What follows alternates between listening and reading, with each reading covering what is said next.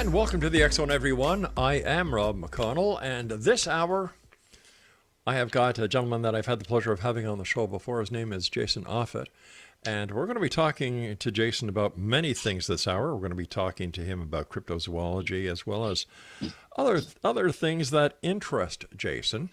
But I'd just like to remind everyone that we're coming to you tonight on Simul Radio, Simul TV, X Zone Broadcast Network, Talkstar Radio Network, iHeartRadio, and Xeon Radio as well. Now, my guest, as I said, is Jason OFFUTT. He grew up on a farm near Orick, Missouri. In his life, he's been a farmhand, journalist, photographer, bartender, and the mayor of a small town. He's also a Dungeons and Dragons playing, Star Trek watching, conspiracy theory believing nerd. Hey, my kind of guy. Jason's books include the upcoming book on cryptozoology, Chasing American Monsters, Creatures, Cryptids, and Hairy Beasts. The novel Bad Day for the Apocalypse, its sequel Bad Day for a Road Trip, a parody of Survival Guide, 4 books on the paranormal, and others. Jason also writes a weekly syndicated humor column. He lives with his family in Northwest Missouri, where he teaches college journalism and keeps humanity safe from the inevitable invading Martian space army. Jason, welcome back to the X Zone. Great having you with us. Hey, Rob, thank you so much for having me back on. This is indeed a pleasure. Jason, tell me about the invasion of the Martian space army. Well, it was told to us in great detail by by that great seer H.G. Wells back in the late 1800s. Mm-hmm. So we've been preparing for some time. I'm just following what people before me have done and stocking up on beef jerky and making sure I watch the skies. Well, I'm glad you're there, my friend. I'm glad you're there for us all. Congratulations on all your books, but I understand you've got a new book coming out called What Lurks Beyond. Well, yeah, I've got this. This book is it's out. It's out now, and it was really fun to research because I wrote a few years ago a paranormal column for a newspaper, mm-hmm. and I started getting all sorts of people contacting me, and I'm like, wait a second. A lot of these people are from my home state or neighboring states, and then again, oh, wait a second. A lot of these people are fairly close to where I live. So I decided, maybe I should look into somewhere very close to my house. So I picked a 100-mile radius, right? Put a pin in the map, measured out a string to see how long 100 miles would be, put a pencil on the end of it, and made a circle. And I searched for all the paranormal things I could find within that circle, and I found quite a few. Yeah, I made a mistake. What Lurks Beyond is published, but you've got the new one coming out, I believe, in March, entitled Chasing American Monsters. So we'll talk about that one later on. I'm sorry about that, my friend.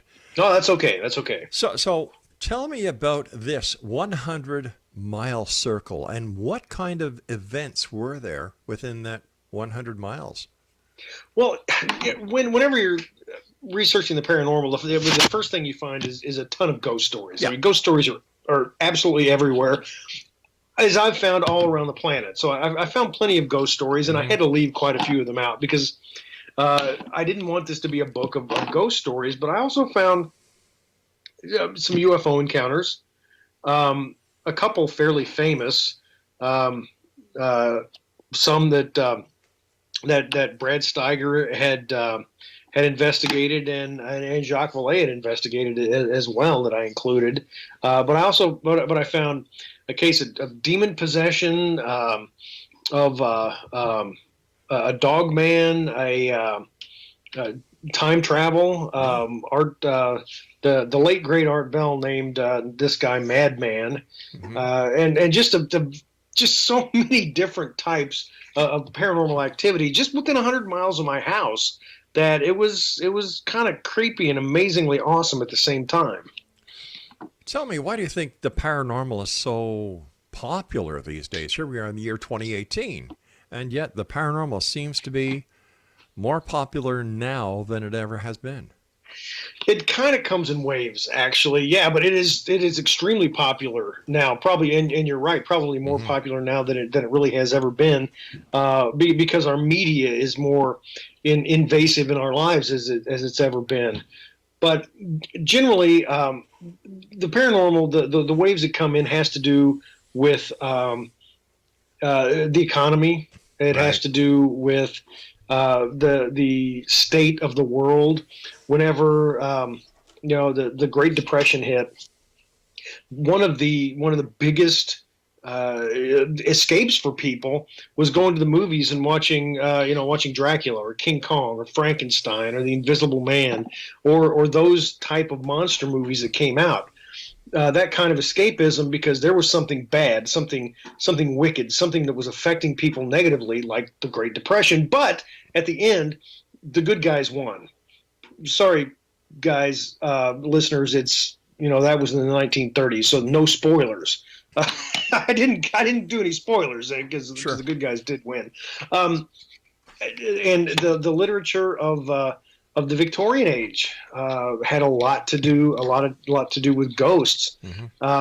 Whenever, I mean, World War II, we had Foo Fighters in the war zone. So whenever there is some sort of unrest, it seems that the paranormal shows its head. Whether that's because there's more energy in the world, more negative energy that the paranormal is attracted to, or we just see more things. I mean that's up for debate. Yeah, and I'm sure the media, as well as the internet, has a whole lot to do with it. Well, right now, yeah, Yeah. right now, especially because I mean the paranormal shows are immensely popular, and they have been for about the last 10 years. At least, I yeah. would think. I grew up when I was a kid in the 1970s. I was glued to Leonard Nimoy's In Search yeah. of. I absolutely love that, but that was a rare show. Now they're on every network. They were the beginning, and then in the late '80s we had the X-Files and some of the other great shows that happened. Bob Kiviott's work with Fox TV, and it just seems that people started coming out of the woodwork with their stories. And I've been doing the show now going on 29 years, and there is still more and more information coming out. Except there's one little problem I have with it all. The stories are the same. They vary a little bit, but still, there is no evidence. Hello? Yeah, no, I was saying that I've been doing the show for nearly 29 years now. Talked to over 4,500 guests individually, at one time or another. And yet, when it comes to the claims of the paranormal, it's missing the most important element. And that is proof, evidence. Right. Yeah, and that is going to continue to be a serious problem. I wrote a piece a few years ago and put it online, and I got a lot of positive feedback and a lot of negative feedback. But my basic point was all of the ghost hunters out there, all of the Bigfoot chasers, all of the people trying to find some kind of paranormal evidence, it doesn't matter. It doesn't matter No, if it they doesn't. find definitive evidence. If they record this EVP, this is it. This is right here. Yeah. This EVP, I know I captured a ghostly voice. It wasn't done in a lab. It wasn't done under the scientific scruples of a doctor. Sure. Unless something is repeatable, it's not going to be proven. I don't think you're right there, Jason. And I think that in the case of Bigfoot, if someone was to come up with a cadaver of a Bigfoot, or in the case of a UFO, an actual crash, instead of all this supposition, all these cover-up theories and conspiracy theories, I think people would be more likely to say, you know what, it is real. And I often wonder if ghost hunting and all the little para groups that are forming around the world is just not another way of socializing with people when you have something in common with them. And we've got to take our first break, so please stand by, Jason. Exonation, Jason Offit is our special guest, and his website is www.jasonoffutt.com, and that's www.jasonoffutt.com. And we'll both be back as this hour continues here in the X Zone from our broadcast center and studios in Hamilton, Ontario, Canada. And you're listening to us on the iHeartRadio Network, Talkstar Radio Network, Mutual Broadcast Network, X Zone Broadcast Network, Simul Radio, and you're watching us on the X Zone TV channel on Simul TV.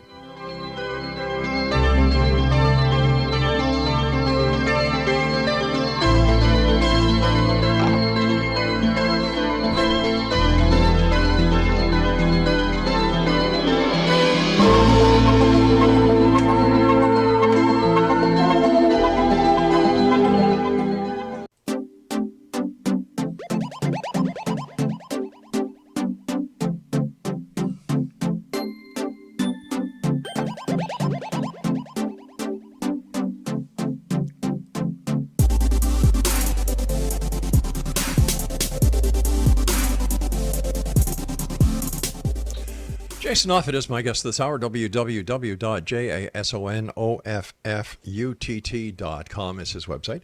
And Jason, as I was saying before we went into this commercial, the last commercial break, it seems as if the paranormal groups of today are people who have found each other where they don't fit in other places of society. And once again, when it comes to the evidence of whether it's Bigfoot, whether it's ghosts, whether it's UFOs, whether it's lake monsters, sea monsters, or whatever. I think for those who call themselves skeptics, in order to become believers, will not depend on anything that can be scientifically replicated or has to be conducted in a lab at a university or a medical center somewhere. I really think it depends on the physical evidence that is presented by the person, whoever comes up with that smoking gun. And yeah, I agree with that wholeheartedly. That's that was the second part of the article I was talking about. With when it comes to ghost and shadow people and that sort of thing, it's going to take some serious scientific ghost busting. Sure. But when it comes to you mentioned Bigfoot and UFOs. Yeah. Absolutely.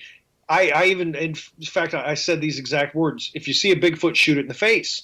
I mean, I don't want, a wholesale Bigfoot slaughter, but, all we need is one. Yeah. And boom, it's proven. And that's it. It's an endangered species and we move on. It's the same with UFOs. I mean, there are so many stories about UFOs crashes and retrieval by the government, and it's been spirited away. Okay. Whatever. There's a lot of those. Could it have happened? Yeah, absolutely. Sure. Could it have not have happened? Same, absolutely.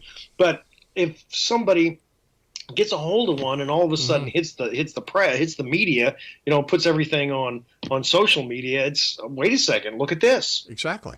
It's real. Yeah, no, that needs to happen. When that happens, we don't have to have the science stamp of approval. Sure. Because we've got it in our hands. And when you look at the conspiracy theories that are out there, and God knows every time you turn around there's a new conspiracy theory coming out.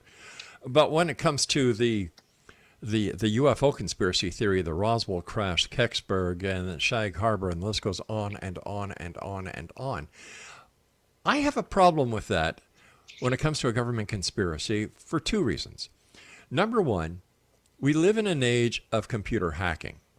If there was the evidence that any government of the world was hiding this data in a data bank somewhere, it would be hacked, and it would be all over social media. That's number one. Number two, if President Clinton could not have his affair with Monica Lewinsky in the White House, the most secure building in the entire free world, without everyone knowing 6 months later, how in the name of heaven have they been able to hide an alien or a crashed UFO for over 50 years? I'm on board with you. Exactly. And that goes for the the fake moon landing conspiracy theory people. The government is something would have spilled. They're not competent enough. The United States government is not competent enough to have hidden that thing for almost 50 years now. Well, you know what? You're talking about the lunar conspiracy. In fact, Buzz Aldrin came out a couple of months ago, and during an interview, he said, we didn't go there. It was all about money when talking about the lunar landings. So when you've got this raises a double-edged sword, because you've got the UFO community saying that astronauts are coming forward and saying that they've seen UFOs in close Earth orbit on the moon and so on. And then you're saying, and these are supposed to be moonwalkers, Edgar Mitchell for one. And then you've got other astronauts who are coming out and saying, we didn't go to the moon. It was all about money. It was all about the Russian, the Russian-U.S. Cold War. So who does John Q. Public believe? Oh, yeah, I'm inclined to believe to believe the people who were actually there, and I did not read that. I didn't read that from Buzz Aldrin. I'll send you the clip. I will send you the audio. I loved what he said, or what he did at one point. There was a conspiracy theory documentarian. That was Bart Seibel, I believe his name is, and sure, Buzz Aldrin punched him in the face. But now Bart is saying, I told you so. So you've got this conspiracy theory. Then you've got the conspiracy about Alex Jones. Is he really Alex Jones, or is he another person who allegedly died years ago? And Alex Jones, is the reinvention of this person who never did die. So here you've got people who are just tuning into what you and I have talked about for many years, and they are getting smack dab in the middle of fake news.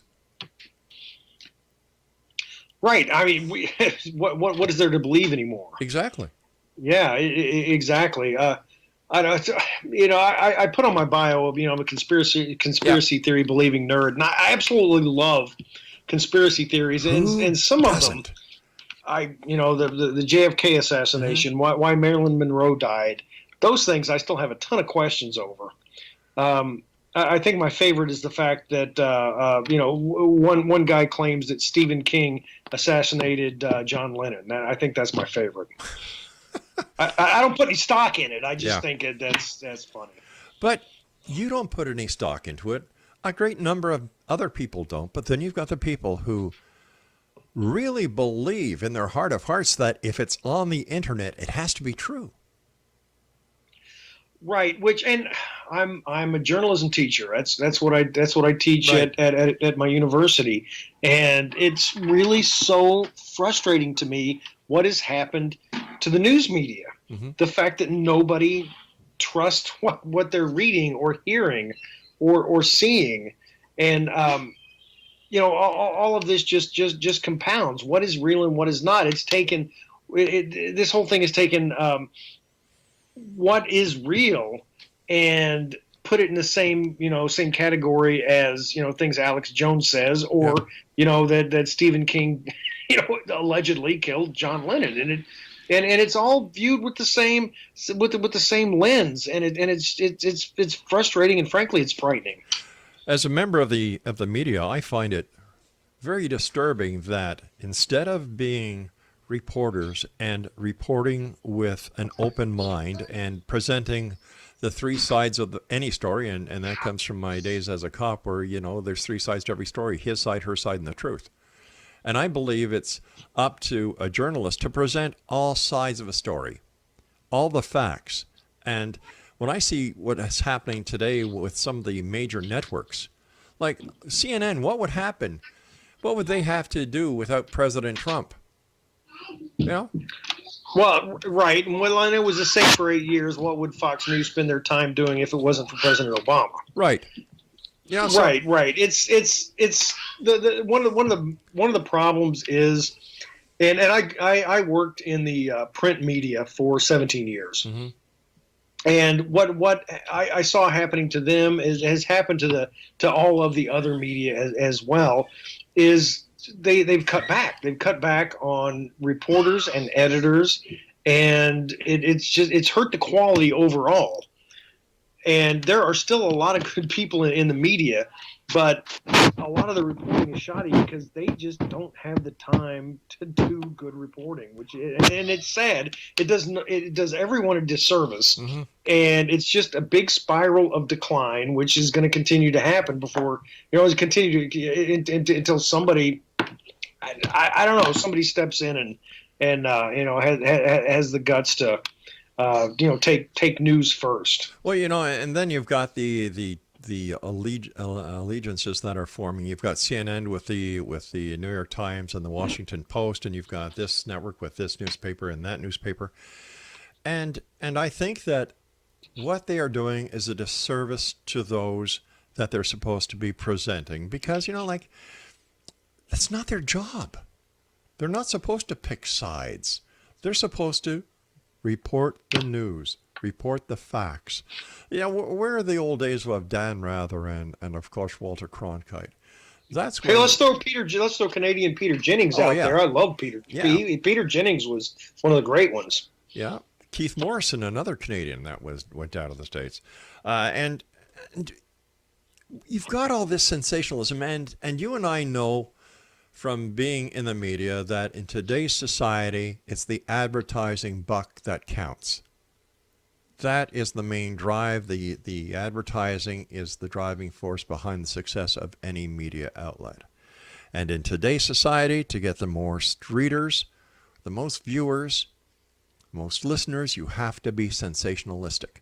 What's the old saying in the newspaper industry? If it don't bleed, it don't lead. Right. Yep. Exactly. Yeah. Yeah, and that's sensationalism has been rampant for a long time. I blame a lot of that on the 24-hour news cycle when CNN finally caught. I'm not blaming CNN, but why not? I do all the day. Yeah, but it's just something that happened because they covered news 24 hours a day. They had to cover something, and they'd grab a hold of a news story and just pound it into the dust. Yeah.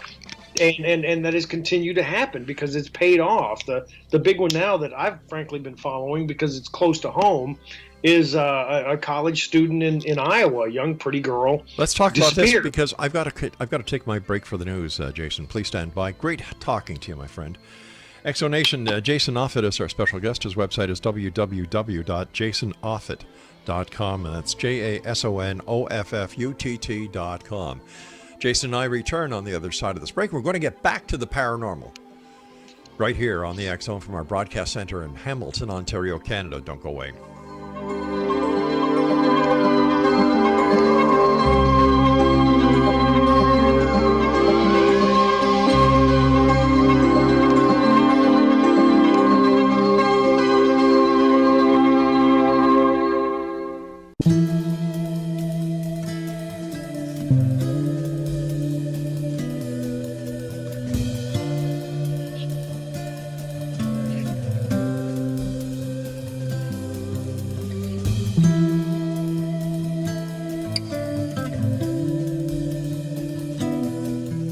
Jason Offutt is my guest, www.jasonoffutt.com.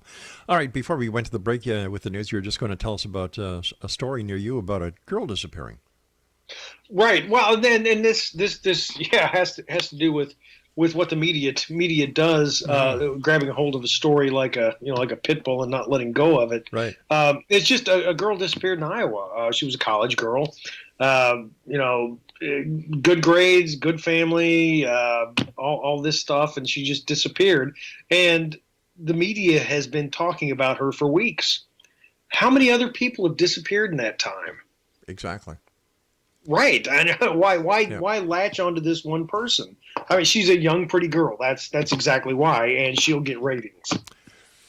It's just like with the reporting on President Trump about his the Stormy Daniels thing. Like President John F. Kennedy had affairs, Thomas Jefferson had affairs, and the list goes on. And instead of being non-biased, whether it's CNN or Fox, MSNBC, whatever, they're not. They're too focused on either the right or the left. And you know what? That's all I'm going to say about that, because I don't agree with it. I don't think that's true journalism. I think that is sensationalistic tabloid journalism, like the old World Weekly News and Bat Boy. Right. Yeah, I'm right there with you, and I'd rather read a story about Bat Boy than than generally what goes on in the news today. Exactly. So let's get back to your book, What Lurks Beyond. Tell me about Herb Schirmer. Herb Schirmer. Yeah, this was a great case from the late 1960s. Herb Schirmer, he was in the Navy. When he got out of the Navy, he decided that he was a young man. Hey, I like wearing a uniform. I want to be a state patrolman. His family his mom and dad had just moved to Nebraska right before he got out of the Navy, so he went to Nebraska with them, and he went to a small town called Ashland, which was the closest town to where his parents lived. And he was wanting to get his police record, so or his criminal record, which he didn't have, to show the state patrol so he could get a job. And the chief of police said, "Well, we need a patrolman. Would you like to work for us?" And he said yes. The people in the town didn't like him because he was really hard nosed. Oh, okay. He'd go up on Lover's Lane, run all the kids off, take their beer and dump it in front of them. Oh, so he was doing his job. He was just doing his job, exactly. Well, one night he went outside of town. There were a number of businesses on the highway, and he just went and shook doors to make sure they were locked and there was no trouble out there. And he noticed a couple of red lights at the end of this highway near a turnaround. So he went down there to check them out because he thought that it was an overturned truck.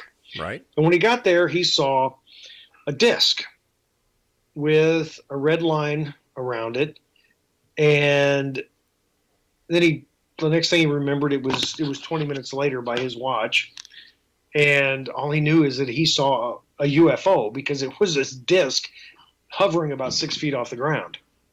So he drove back to the police station, and the only other person there, because it was like 1 o'clock, 2 o'clock in the morning, something like that. The only person there was an older police officer who said, "Herb, do not file this in a report. You will regret this the rest of your life." So Schirmer was young, so he wrote it in a report. And the next day, the nearest newspaper, or the nearest big newspaper, the Lincoln Star-Journal, wrote a story about it, and instantly he was national news. It hit the AP wire, and the press was all over him. The town didn't like that. He was hung in effigy in the local cemetery. There were his name was spray painted on streets, and things were getting bad until the Condon, the people at the Condon Report at the university in Colorado contacted him and said, "We really want to talk to you." And his police chief said, "Sure, take a week off, go out to Colorado and talk to these people." And he went out there. I had the pleasure of interviewing Dr. Leo Sprinkle, who had interviewed Herb Schirmer, and said that Herb, he was pretty sure that Herb, at least to him, was telling him the truth. I also interviewed Brad Steiger while Brad was still alive. Yeah. He passed away in the last year.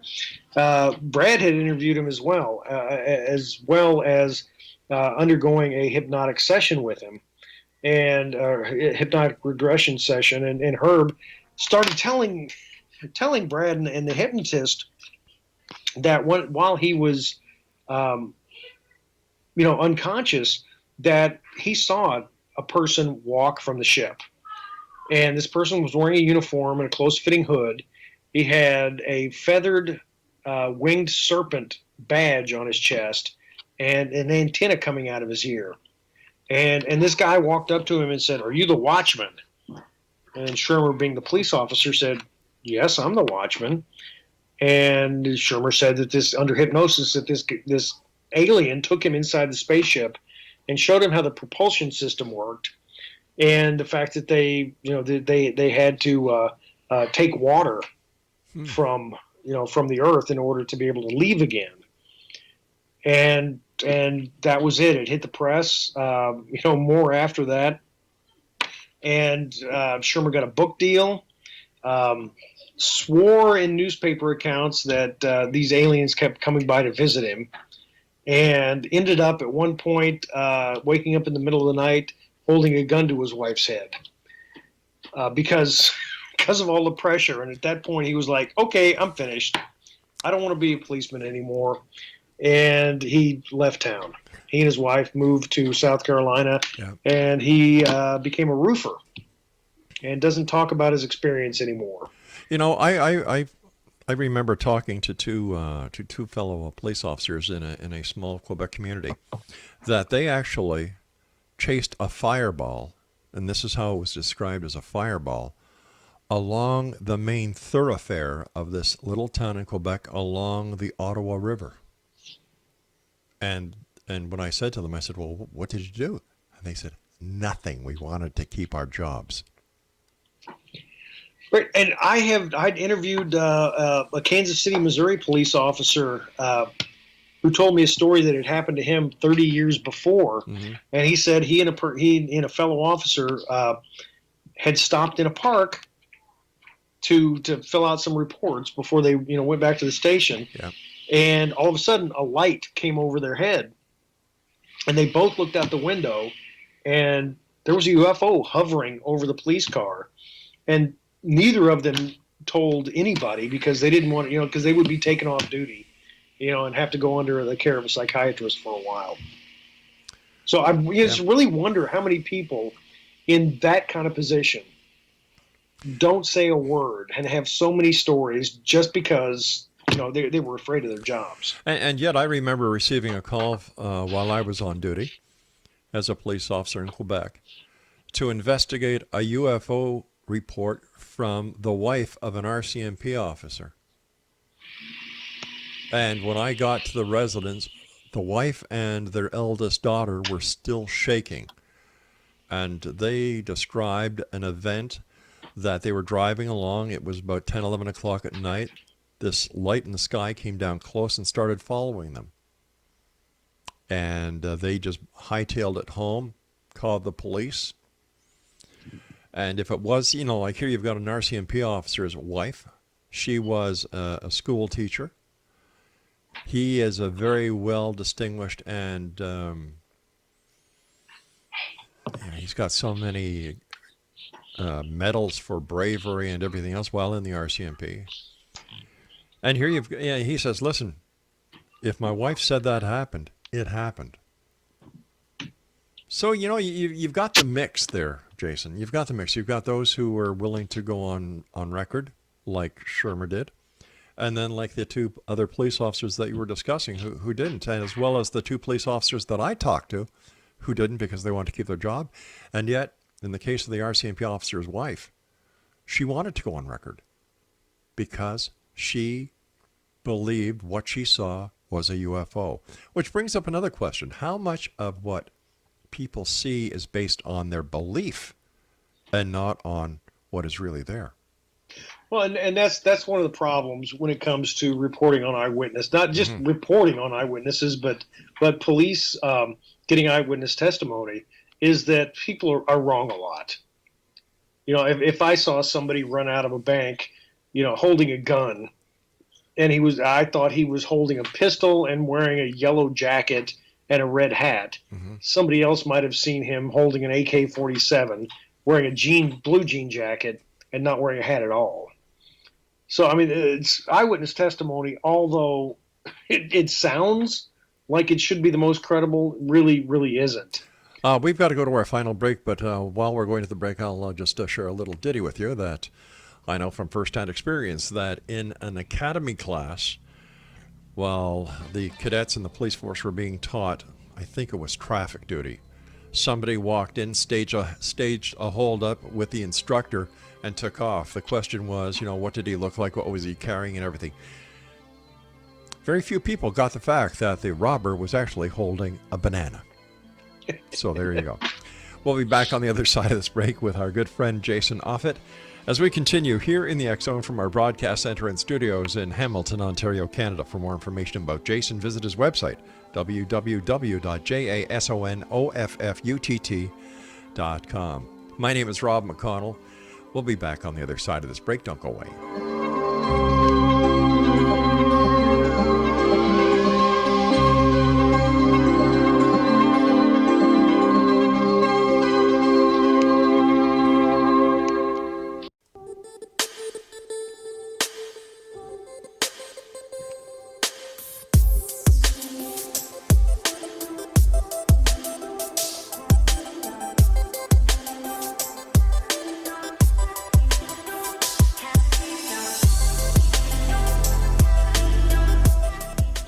Jason OFFUTT is my special guest this hour, X Zone Nation. His website is www.jasonoffutt.com, and that's JASONOFFUTT.com.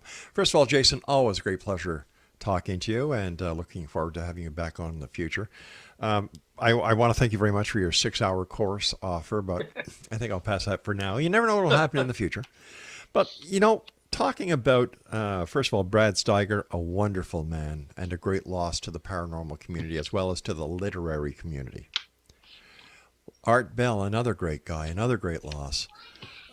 So just to our listeners, I've had the pleasure of talking to both these gentlemen, and they truly were great, and they certainly are legends in our own time.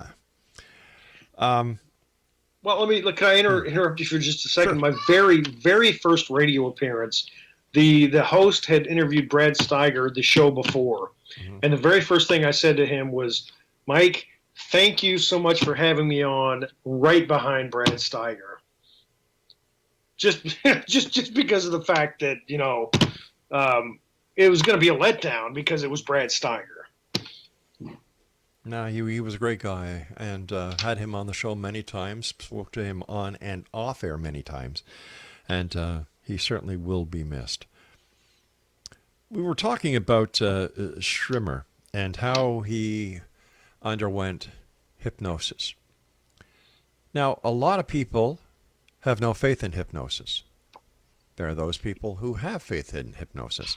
And even the hypnosis, the regression hypnosis that Bud Hopkins did has now been disputed by his ex-wife or partner as it all being, nothing but a lark. What is your opinion of hypnosis? At one point, I thought it was total bunk. Mm-hmm. Back when I worked in the industry, I wanted to do a story. I had eventually got to the point, because in the newspaper industry, you don't get to write about the paranormal, unless something really big happens. But I had started editing an entertainment magazine for the paper I worked for, and I had a paranormal issue. And I wanted to do past life regression. So myself and another reporter who's from Hamilton, Ontario, by the way. Oh, there you go. We went to this hypnotist who did past life regression, and he was all of a sudden he was like, I don't want to do this. How about I write the story and you go into past life regression? So I did, and I didn't think I could be hypnotized. I didn't know what it would be like, but I really didn't think it would happen. And all of a sudden, a world opened up mm-hmm. that I had never seen before. And it was like I was watching television, but with my emotions wired into the program. And I knew what I was seeing was me. Right. And I knew what I was seeing was also my wife, who was my wife now, then, at whatever time this was. And it was beautiful and wonderful, and then she died during childbirth, and I ended up being so under depression that because this happened, that I ended up drinking myself to death in this in this scenario. And when I was taken out of the hypnotic regression session, I was wet with tears. I was absolutely exhausted. I had been crying this entire time. Whether that was just a trick of my mind, I have no idea. It very well could have been a trick of my mind, probably was, but it could have been, me seeing a past life. But the emotions that it dragged from me were, it still hits me in the gut to this day. Wow. Like once again, I believe it's a matter of personal preference if you want to believe or if you don't want to believe. But I think one of the main skewing points that I use when it comes to the validity of hypnosis is that it's not admissible in a court of law. Right. Yeah. And like I said, I don't know if, I'm not banking anything on this. I'm just saying what I felt. Oh, I see. Okay. I wouldn't, if somebody said I was hypnotized and know this, I wouldn't put any stock in it. I just know what I felt.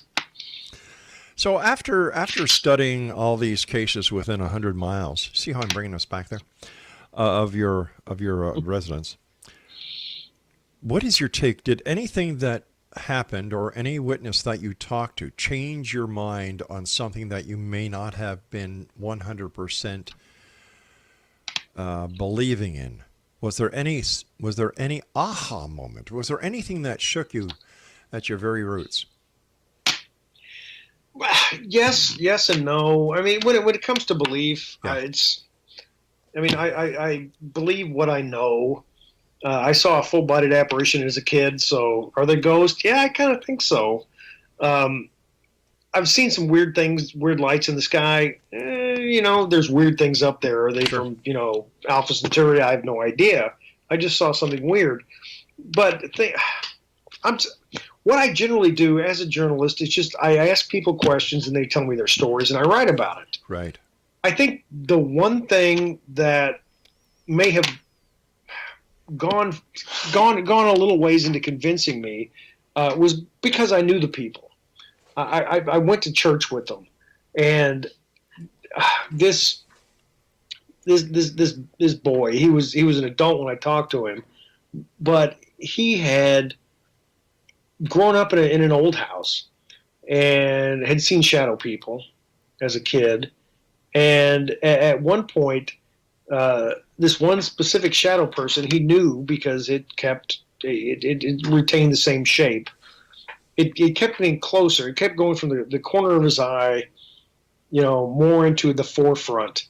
And then at one point, it peeled back the hood, and he could see this red face that was deeply scarred, and it started telling him to do things that he felt compelled to do. It told him other things that he didn't want to do, and it scared the hell out of him. Like this entity didn't like his girlfriend. He was like, "Kill your girlfriend." He didn't like his father. "Kill your father." His girlfriend and father were both deeply Christian, and when this kid woke up after going to church one Sunday morning, getting a splitting headache in the church because that entity was sitting next to him. And the entity telling him to go out to his truck and just drive. This kid woke up, hours later, not knowing where he was. He'd driven hundreds of miles away. He realized at that point, yeah, there's probably a problem here.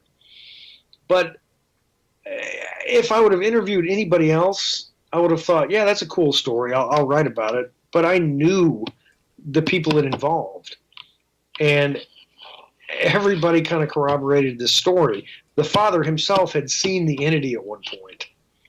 So, wow. Yeah, that made a pretty big impact on me. Listen, I've got about 2.5 minutes left, Jason. What was your favorite story from the book? Jim the Wonder Dog. Jim the Wonder Dog. Jim the Wonder Dog, and that one I cheated. I didn't put it in the book proper. I put it in an appendix. Okay. It was 126 miles outside the radius, but it was in the hometown of my wife's hometown. So you kind of cheated a little bit here. I specifically told the reader I cheated. Okay. All right. So you really didn't cheat. Okay. So I really didn't cheat. Okay. So back in the 1930s, a man named Sam Van Arsdale, who owned the Ruff Hotel in Marshall, Missouri, he was a big hunter, and a buddy of his from Louisiana gave him a dog, a hunting dog. Oh. And it was a joke because it was the run of a litter, and it was an English Llewellyn setter.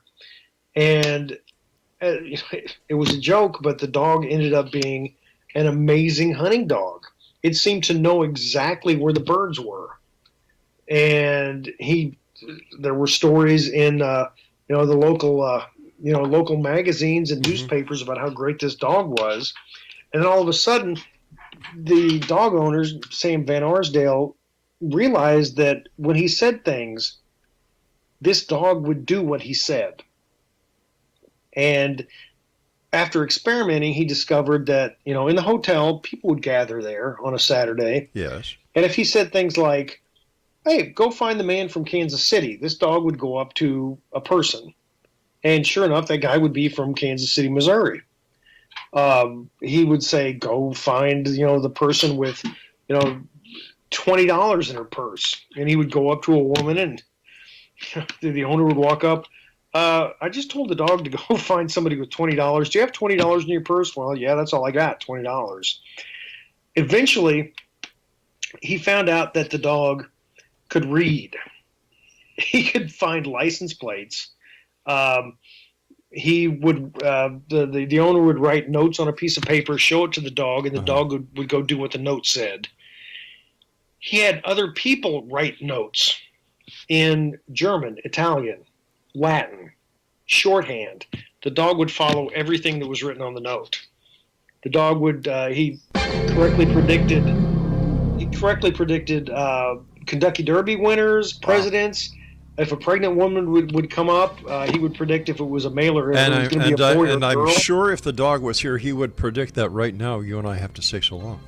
Oh, that's too bad. I'm not done with the dog, but that's good. We'll have you back on to finish the story. Jason, thank you so much for joining us. Always a great pleasure talking to you. Thank you so much. Hey, continued success, and I look forward to the next time you and I meet back here in the X Zone. So do I. Take care, my friend. Have a good evening. You too. Jason OFFUTT has been my guest this hour, X Zone Nation. We'll have to have Jason on because I want to find out more about the dog. I'll be back on the other side of this commercial break as we continue here in the X Zone from our broadcast center and studios in Hamilton, Ontario, Canada. Don't go away.